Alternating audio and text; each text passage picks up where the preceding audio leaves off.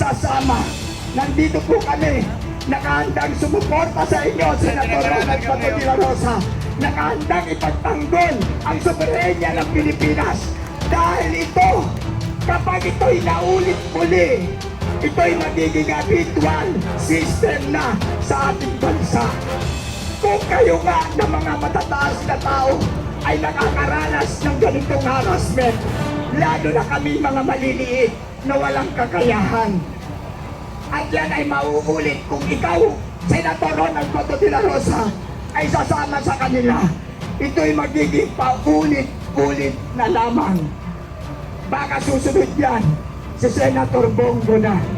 At susunod yan mga matataas mong opisyalis. Kaya sana pakiusap namin at ang buong sambayan ng Pilipino na nagtitiwala at pumoto sa inyo, Senator Ronald Bato de la Rosa, huwag na huwag kang sasama sa kanila. At kung kinakailangan na kami pumasok din dyan sa loob, papasok kami dyan. Pero kapayapaan ang dala namin, boses ang dala namin, at ang Diyos ang nasa likuran namin. Roa Duterte, ang dangal ng PNP! At isa pa, kung bakit nasa dahig ang ating Pangulong Rodrigo Roa Duterte, ay dahil din inako niya ang lahat ng inyong mga kasalanan. Dahil ang sabi niya, sugpuin niyo ang lahat ng mga pasaway sa bansang Pilipinas. At dahil nga kayo ay mga pulis ng kapayapaan, sumunod kayo. At ang mga pinagbubura nyo sa lipunan ay tunay naman na salot ng ating bansa. Kaya naakusahan ng ating Pangulong Rodrigo Roa Duterte na crimes against humanity. Pero ang sabi nga ng ating dating Pangulong Rodrigo Roa Duterte, dahil nga mahal na mahal niya ang bansang Pilipinas, papayag siyang mapunta sa dahig dahil nakikita niya na ang mga supporter niya ay nagkakaisa na at nagpupuyos na sa galit na pasukin ang Villamor Air Base. Kaya ang ginawa niya, sinakripisyo niya ang kanyang sarili alang-alang sa ating lahat. Kaya mga mahal kong kapulisan, mga mahal kong kababayan, huwag natin kalilimutan na itong nangyayari ngayon kay Senator Ronald Bato de la Rosa ay kinokonet lamang nila sa ating Pangulong Rodrigo Roa Duterte. Dahil noong mga panahon na yun, alam niyan mga kapulisan, siya ang inyong chief PNP. Kaya lahat ng mga kasalanan nyo, inako lamang ng dalawang tao ngayon. Kaya sana naman mga mahal naming kapulisan, meron pong dalawang order, lagi niyong tatandaan. Ang lawful order at ang lawful order. Pero ano nangyayari ngayon? Mas nananaig ang unlawful order na wala sa filosofi ng kriminolohiya na inyong o ating pinag-aralan. Kaya sana magkaisa tayo, kayong mga kapulisan.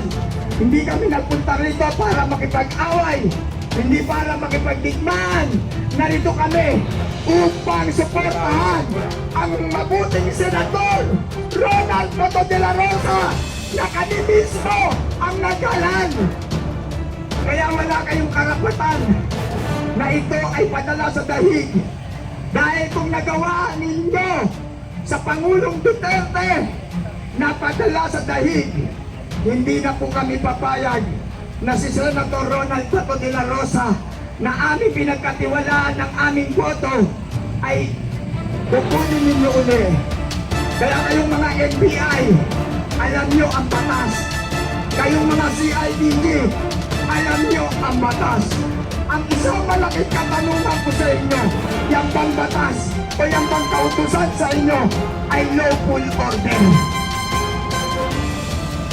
Dahil para sa atin, Napakasarap sumunod sa isang ng commanding officer kung ito ay naaayon sa batas at naaayon sa katotohanan.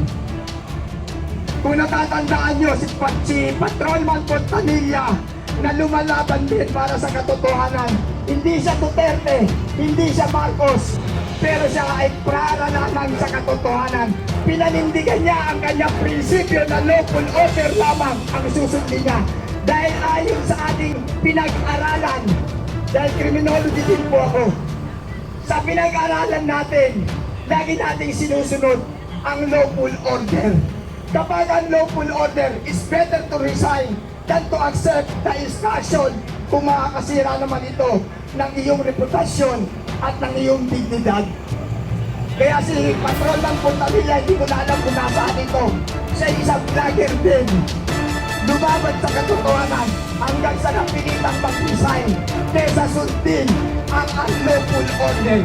That is called principle. Kaya ngayon, sa gabi ito, kami nakikiusap sa inyo, NBI, CIDG, SWAT, o anumang ahensya yan ng law enforcer.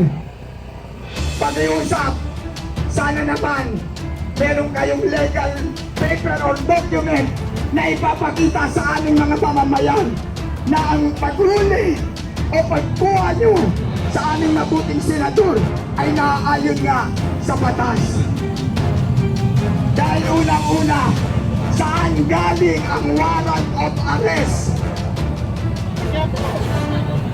Sino ang judge na pumirma ng schedule for appointment? Tapos kayo, bigla na lang kayo magpo-force entry. Tapos kayo pa ang matatapang pagdating sa loob. Kaya kayo, Direktor Matibag, matitibag ka rin. Sa totoo lang, respeto sa akin dati ang sangay ng NBI. Pero ngayon, sa nakikita kong ginagawa ninyong paglabag, para pagpapamasko sa mamamayang Pilipino, nawala ang aking respeto sa ahensya ng NBI. Naging karumal-dumal ang departamento ninyo dahil lamang sa pagsunod sa isang maling utos. Ito ay matatawag natin mali-malita lang. Kaya sana naman, kayong mga politiko na nasa loob ngayon, huwag na huwag niyong ibibigay si Senator Ronald Bato de la Rosa. Dahil yan po ay aming pinagkatiwalaan at inalal. Kaya sana naman, manindigan kayo ng anapan ng batas. Dahil sa totoo lang, wala pong jurisdiction ang ICC. Wala pong jurisdiction dahil wala na po tayo. Hindi na po tayo member ng ICC. Panahon pa po ng Pangulong Duterte. Withdrawal of support na po tayo dyan. Wala na po, withdrawal of membership na po tayo. Kaya wala pong kapangyarihan ng ICC. Kaya kayo mga kapulisan, kayo mga NBI, kayo mga CIDG, mag-isip-isip naman kayo ng kapakanan ng ating bansa, ng ating Pilipinas. Dahil lahat po tayo ay apektado sa nangyayaring ito. Isipin nyo naman, pag ilang araw at ilang gabi na kami dito, pangatlong araw at gabi na kami dito, nang wala kami tinatanggap kahit 5 bayad. Ito'y pagmamahal namin sa bansa at sa pamamayan. Pagmamahal namin sa senator na gumaganap ng kanyang mandato. Kaya Senator Ronald Bato de la Rosa, manindigan kayo, huwag na huwag kayong sasama sa kanila. Dahil that is against the Philippine Constitution. At hindi po kayo Netherlands citizen. Kayo po ay real Filipino citizen. Kung kayo man ay mayroong kaso o magkakaroon man ng kaso, dapat dito kayo litisin. Dito nyo ipagtanggol ang inyong kung may kasalanan man, dito nyo ipagtanggol ang inyong sarili. Kaya huwag po kayong sasama. Nandito po kami, nakahandang sumuporta sa inyo, Senator Ronald Bato de la Rosa.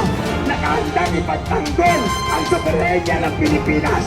Dahil ito Kapag ito'y naulit muli, ito'y magiging habitual system na sa ating bansa. Kung kayo nga na mga matataas na tao ay nakakaranas ng ganitong harassment, lalo na kami mga maliliit na walang kakayahan. At yan ay mauulit kung ikaw, Senator Ronald Bato de la Rosa, ay sasama sa kanila. Ito'y magiging paulit-ulit na lamang. Baka susunod yan si Senator Bongo na. At susunod yan mga matataas mong opisyalis. Kaya sana pakiusap namin at ang buong sambayan ng Pilipino na nagtitiwala at bumoto sa inyo, Senator Ronald Bato de la Rosa, huwag na huwag kang sasama sa kanila. At kung kinakailangan na kami pumasok din dyan sa loob, papasok kami dyan. Pero kapayapaan ang dala namin, boses ang dala namin, at ang Diyos ay nasa likuran namin.